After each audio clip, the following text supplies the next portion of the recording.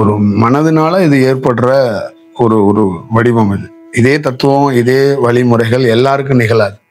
உங்களுக்கு நிகழ்றது அவங்களுக்கு நிகழாது, அவங்களுக்கு நிகழ்றது உங்களுக்கு நிகழாது. உங்க எல்லாருக்குமே வெவ்வேறு வடிவத்துக்குள்ள இருக்குது. இப்ப அந்த ஒளிய நான் அதுக்குரியவன்கிறத அவர் காட்டுறார். அப்ப நீ அதுக்குரியவன் தான். நான் அதை நீ பாக்குற, நீ என்ன நினைக்கிறன்னா அப்படியே எனக்குள்ள கலக்கணும்னு நினைக்கிற. அப்படியே கலக்க முடியாது. ஏன்னா உன் உடல் பருவ மாற்றம் அடைந்தால் மட்டும்தான் நீ பார்த்த ஒளிய அதுக்குள்ள நீயும் ஒளியா இருந்தாதான் என்னோடு கலக்க முடியும்.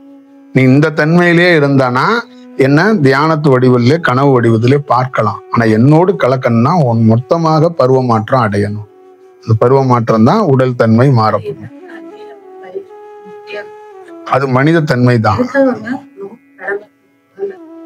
இல்ல நீங்க கடமை அப்படின்னு ஒரு 22 வார்த்தை சொல்லுவீங்க. நான் ஒரே வார்த்தை சொல்றேன். அது மனித தன்மைக்குள்ள மனம்தான். உடல் மாறாத பட்சத்துல அது வெளியே வர்றதுக்கான சூழல் உருவாக்கும். இப்ப உடல் இப்போ ஒரு தியானத்துல உச்சக்கட்ட தியானத்துல போய் தன்னை ஆள் மறந்து உட்கார்ந்துடுறோம். இப்ப பார்த்தா எதோ தெரியுது. திருப்பி வந்தா இங்க பார்த்தா மனிதனா இருக்கிறோம். அப்ப அவங்க என்ன சொல்றாங்கன்னா, நீ ஆழ்ந்த செயல்ல போய் எல்லாத்தையும் பார்த்தல, அது ஒரு உலகம். நீ அந்த உலகத்துக்கு போகணும்னா இந்த பாடி தாங்காது. இந்த ராக்கெட்டை எப்படி உருவாக்குறாங்கல்ல, அது மாதிரி நீ அந்த உலகத்தை உனக்கு காட்டி தர்றாங்க. உனக்கு இருக்குங்கிறத காட்டி தர்றேன். உன் குரு சொல்ற கதைகளை மட்டும் நீ கேட்டுக்கிட்டு வடைய கதையை கேட்டுக்கிட்டு நீ உட்காந்துக்காம உனக்கே காட்டுற. நீயே பாரு, அந்த இதுன்னு பார்க்க வைக்கிறாங்க. பார்த்துட்ட ஏன் அங்க நீ இருக்க முடியல, அங்க போக முடியலன்னா அதுக்கு உன் உடல் தயாராக்கணும். அப்போ உன் உடலை தயார் பண்றதுக்கான ஒரு வாய்ப்பை உருவாக்குனாதான் அதுக்கான விஷயம் நடக்கும். இப்ப மாணிக்க வாசகன் வான் கலந்ததுக்கு வான் கலக்கக்கூடிய ஒருத்தன் காலத்துக்கு வச்சான். புரியுதுங்களா? இதுதான் ரொம்ப முக்கியம். ₹1 காசு தேவையில்லை. நீங்க ஒரு வீடு கட்டுறீங்கன்னா ₹1 தேவையில்லை. ஒரு ஞானியர் ஒரு செங்கக்கல் எடுத்து கொடுத்தானா எவன் வேணாலும் காசு கொடுப்பான். நீ சிரமமே இல்லாம வேலை நடந்துகிட்டே இருக்கும். அந்த மாதிரி இந்த கல்லை எடுத்து வைக்கிறவன் மிக சரியான ஒருத்தனா இருக்கணும். இதுதான் ரொம்ப முக்கியம். புரியுதுங்களா? வீடுக்கும் கொத்தனார் முக்கியம், இன்ஜினியர் முக்கியம் கிடையாது. கல்லு எவன் எடுத்து கொடுக்குறாங்கிறது தான் ரொம்ப முக்கியம். கல்லுல தான் விசேஷம் இருக்கு. இந்த மாதிரி அந்த வான் கலக்கிறதுக்குன்னு ஒருத்தன் இருக்கான்ல, அவன் பண்ற ஒரு வேலை இருக்குல்ல, அதுதான் உள்ள இருக்கிற விஷயம். இல்ல ஒரு விஷயம் என்னன்னா, குருவா நம்ம இருக்கிறோம் அப்படிங்கறத தாண்டி உருவமே இல்லாம எனி டைம் வெட்ட வெளியில வேலை செஞ்சுக்கிட்டே இருக்கு. அப்ப அது நீங்க உண்மைத்தன்மையா இருந்தா என்ன சந்திக்கணுங்கிற வேண்டியது இல்லை. அது உங்களை தினந்தோறும் வழி நடத்துறதுக்கு தயாரா இருக்கும். ஆனா என்ன ஒரே ஒரு அட்வான்டேஜ்னா, நாம ஏதாவது பாதையை காட்டி தரோம், ஒருத்தர் சூழத்தோட இருக்கிறாரு இந்த காலகட்டத்துக்குள்ள அப்படின்னா, எனக்குள்ள என்ன ஒரே ஒரு நிகழ்வுன்னா, எளிதாக அவரை தொடர்பு கொள்ள முடியும். எளிதாக நாங்க 2 பேரும் ஒரே அடிக்குள்ள முடியும். அப்ப அந்த விஷயம் இருக்கும்போது நம்ம அந்த வழிமுறைகள், நம்ம ஏதாவது ஒரு வழிமுறைகளை பின்பற்ற சொல்றோம்னா அந்த வழியில போனா உனக்கு அந்த பாதை பாதுகாக்கப்படும். ஆமா, இப்ப நீங்க ஒரு ஊருக்கு போறீங்க. நீ இந்த ஊருக்கு போகும்போது இந்த நீ அந்த பாதையில நீ என்ன நினைச்சு போ அப்படின்னு நான் சொல்லிட்டேன்னா, அங்க ஏதோ ஒரு நிகழ வேண்டியது கூட அந்த பாதை என்ன பண்ணோம்னா பாதை பாதுகாக்கப்பட்டுரும். புரியுதுங்களா? அவ்வளவுதான், முடிஞ்சு போச்சு. உன்னை பாதுகாக்கிறது இல்லை, அந்த பாதையே பாதுகாத்துருவோம் சேர்த்து. அப்ப இதுதான் ஒருத்தருடைய வழிகாட்டுதல்ங்கிறது. உபதேசங்கிறது நெத்தியை பிடிச்சு அழுத்துறது மட்டும் கிடையாது. தீட்சைங்கிறது இந்த யூடியூப்ல பாக்குறது மாதிரி நெத்தியே அழுத்திட்டு உட்கார்ந்து இருக்கிறது கிடையாது. உங்களை சந்திக்காமையே உங்க கனவுல கூட சொல்லி நான் பாத்துக்கிறேன் நீ போன்னு கூட சொல்றதுதான், அதெல்லாம் ஒரு உபதேசம் தான். எல்லாமே இந்த இறையோடைய இருக்கிற ரகசியம்தான், செயல் வடிவம் தான். அங்க உண்மை தன்மையா இருந்தா ஒவ்வொரு ஆன்மாவையும் பார்க்க அதுக்கு என்ன எப்ப கொடுக்கணுமோ அதை அப்பதான் கொடுக்க முடியும்.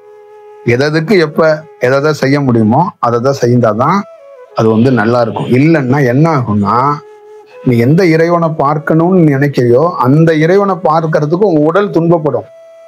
நான் அதிகமான ஒரு சக்தியை உனக்கு வழங்கிட்டேன்னா உன்னால தாங்க முடியாது. அப்ப நீ என்ன பண்ணுவேன்னா திருப்பி என்ன தொடர்பு கொண்டு அந்த சக்தியை எப்படியாவது இறக்கி வைங்க அப்படின்னு சொல்ல ஆரம்பிச்சிருங்க.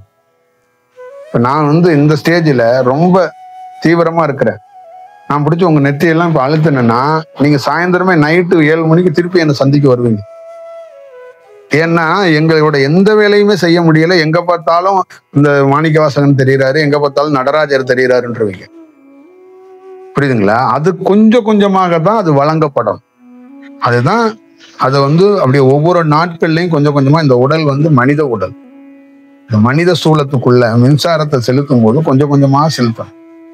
அதி தீவிரமா மின்சாரத்தை செலுத்திட்டோம்னா இந்த உடல் என்ன பண்ணுன்னா உடலை விடுற மாதிரி ஒரு சூழல். இதுதான் விஷயம். இப்ப நமக்குள்ள இன்னைக்கு இருக்கிற சூழல்ல இறைவனை நாம பல்வேறுபட்ட சூழல்கள்ல பார்த்து வச்சிருக்கிறோம்.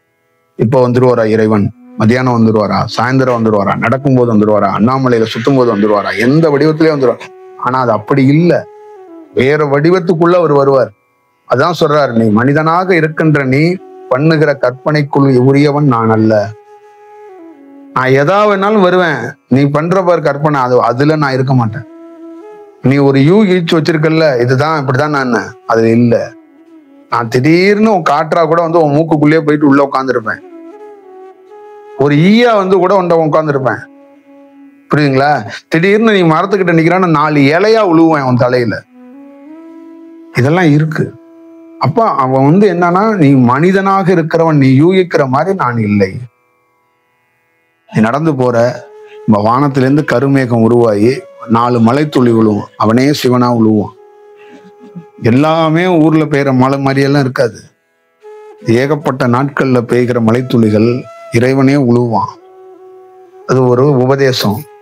சரி, இவன் வந்து பாவத்துல இருக்கிறான், இவன் பாவத்தை நினைக்கணும், இவனுக்கு வந்து உபதேசம் கொடுக்கணும்னு மேல இருந்து என்ன பண்ணுவான், மலை துளிய புளிய வைப்பான், அதுல உங்களை நனைய வைப்பான்.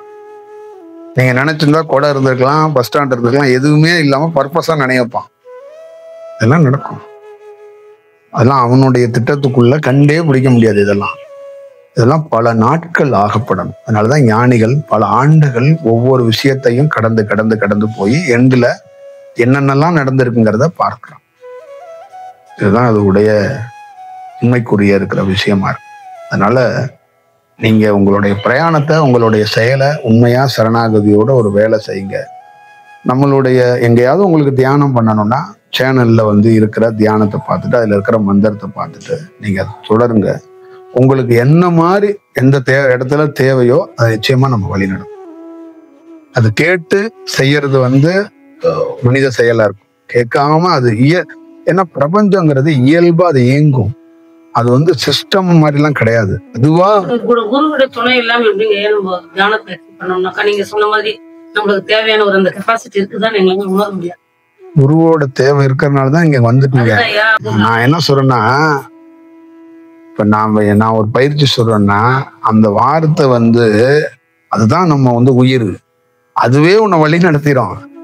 நான் வந்து உன் கைய பிடிச்சுக்கிட்டு உங்க பேரை சொல்லி, உங்க பேர் என்ன சுமதி, நீங்க வாங்க, இப்படியே நடந்து போங்க, இப்படியே போங்க, இப்படியே போங்கன்னு சொல்ல வேண்டியது இல்லை. அந்த வார்த்தை போதும். புரியுதுங்களா? அதுல இருக்கு ஒரு 10 வார்த்தை இருக்கு, அந்த 10 வார்த்தை போதும். அது வெறும் வார்த்தையா பாத்தீங்கன்னா வார்த்தை, அது உயிரா பாத்தீங்கன்னா உயிர், அது ஒளியா பாத்தீங்கன்னா ஒளி. அது வந்து வேற வடிவத்துக்குள்ள இருக்கும். இப்போ உங்களுக்கு தீவிரமா உங்களை வந்து உங்களை உருவாக்கணும்னா அதுக்கேற்ற மாதிரி உருவாக்குவோம். உங்களை நீங்க வர வைக்க, நான் உங்களை வர வைப்போம், தடுத்து ஆட்கொள்வோம். நீங்க ஏதோ ஒரு ஊருக்கு போவீங்க, எங்கேயோ போவீங்க, அங்க உங்களை போக விடாம இரவு முழுக்க எங்களுடைய சிந்தனையை கொடுத்து உங்களை இங்க வர வச்சு உங்களுக்கு தேவையானதை கொடுத்துருவோம்.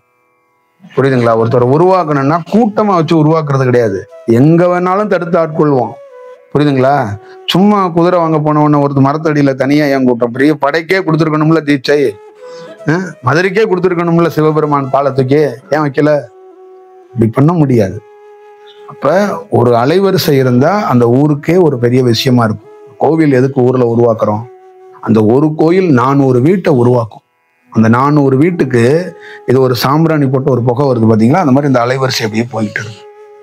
அப்ப இவங்கெல்லாம் யார் அப்படின்னா அலைவரிசையை மட்டும் பெற்றுக்கொண்டு வாழ்ந்து நல்வழி பெறக்கூடியவங்க. மொத்தமாக அலைவரிசையை கொடுக்கிற மாதிரி இருந்தா நீங்க கோயிலா மாறி போயிருங்க. இப்ப யார் கோயிலா மாறணும், யார் அலைவரிசையை அனுபவிக்கணுங்கிறத நம்ம செட் பண்ணணும்.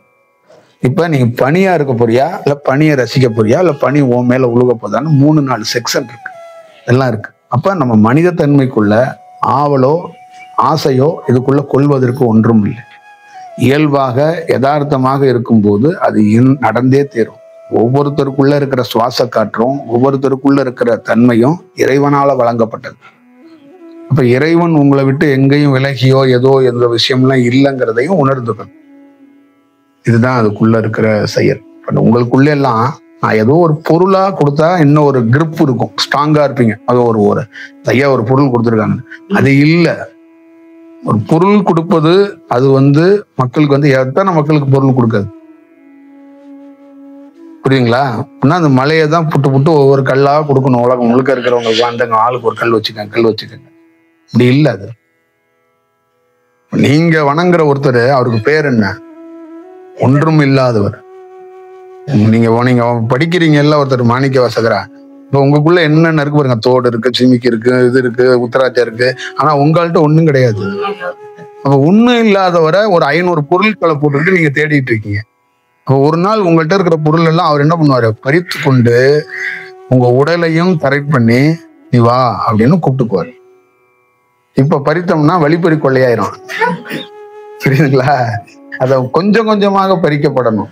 நீங்களே என்ன பண்ணீங்க, இது என்னடா சங்கிலி கிங்கிலி பவுனு தூக்கி நீங்களே கலட்டி வீசி எறிஞ்சிருவீங்க. ஒரு நாள் கலட்டி வைப்பீங்க, ஒரு நாள் எல்லாத்தையும் தானாக உதிர்ப்பீங்க, ஒன்னொன்னா உதிர்ப்பீங்க. அப்ப ஒன்னொன்னா உதிர்க்கும் போது தயாராகி கொண்டு இருக்கிறா மக அப்படிங்கிறதுக்கு அவர் காத்திருப்பார். அப்ப என்ன பண்ணுவாரு, சரி எல்லா பொருளையும் உதிர்த்துட்ட, இந்த உடல் என்ற ஒரு பொருள் இருக்குல்ல, அதை நம்ம சரி செய்வோம் அப்படின்னு அடுத்த கட்டத்துக்கு போகும்போது அப்ப நீங்க ரொம்ப பக்குவத்துல வேற ஒரு இடத்துக்குள்ள. இதுதான் இதுக்குள்ள இருக்கிற ரகசியம். அதை நம்ம பார்த்து நிதானமா தான் அதை கையாளணும்.